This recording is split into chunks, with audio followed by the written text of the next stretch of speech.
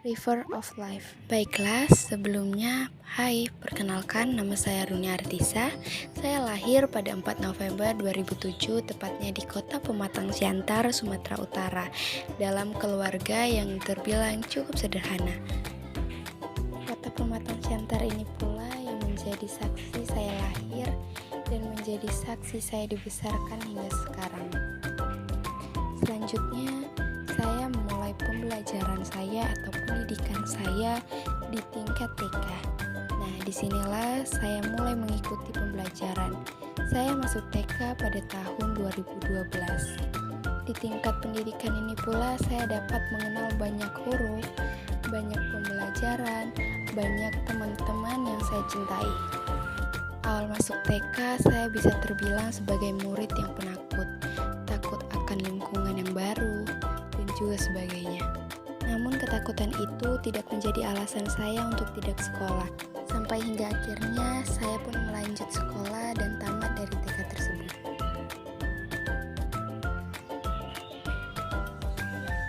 Pada tahun 2013 saya pun melanjut sekolah ke jenjang berikutnya, yaitu SD atau sekolah dasar.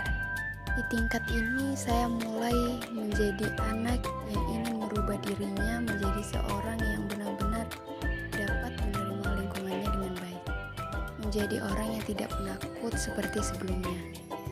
Di jenjang ini saya mulai mempelajari banyak hal dan tentunya dengan banyak teman. Dari yang awalnya hanya mengenal huruf, hewan, maupun sebagainya, di sini pembelajaran sudah mulai bertambah. Hingga hari demi hari, tahun berganti tahun pun tiba. Di mana saya yang telah melewati 6 tahun pembelajaran di sekolah dasar saya, kini pun naik ke SMP atau sekolah menengah pertama. Di SMP ini pula saya juga menemukan banyak pengalaman yang saya lalui, seperti tinggal bersama keluarga tanpa orang tua.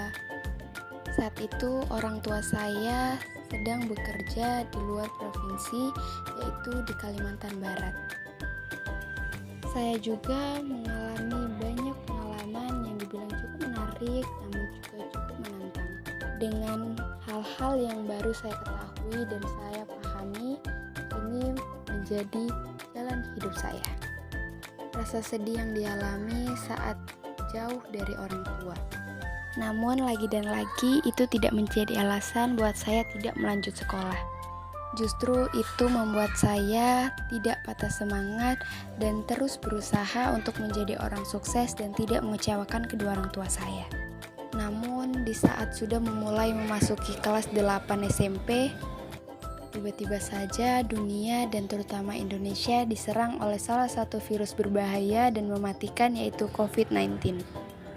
Hingga membuat beberapa sekolah menutup sekolah untuk sementara dan melanjutkan sekolah melalui handphone di rumah. Pandemi ini berlangsung hingga kelas 3 SMP akhir. Namun tatap muka tetap saja dibatasi. Hingga masa SMP pun selesai. Dan di saat itu juga orang tua saya kembali dari rantau. Kemudian saya mulai berpikir kemana saya akan melanjut. Saat itu orang tua saya merekomendasikan saya untuk masuk ke dunia keperawatan atau dunia medis. Namun saya berpikir itu tidak mungkin, karena saya sangat takut dengan darah. Saat itu orang tua saya menyetujui dan merekomendasikan saya sekolah, yaitu SMK Swasta Teladan. Awalnya saya mencari tahu jurusan apa saja sih yang ada di dalam SMK Teladan.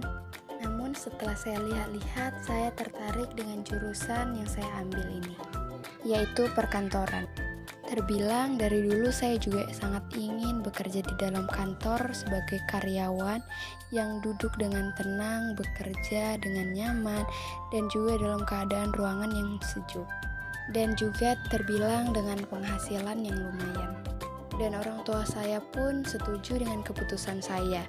Dan keesokan harinya saya diajak orang tua saya untuk mulai mendaftar di SMK Swasta Teladan.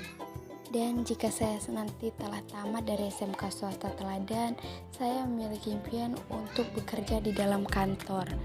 Dan setelah saya sukses, saya ingin membangunkan rumah impian untuk kedua orang tua saya dan juga dapat berbagi kebaikan dengan orang-orang yang kurang mampu. Selain itu juga di masa depan, saya harap saya dapat sukses dan bekerja di sebuah perusahaan dan menyekolahkan adik saya hingga ia tamat. Terhitung saya dapat membantu mengurangi beban dari orang tua saya.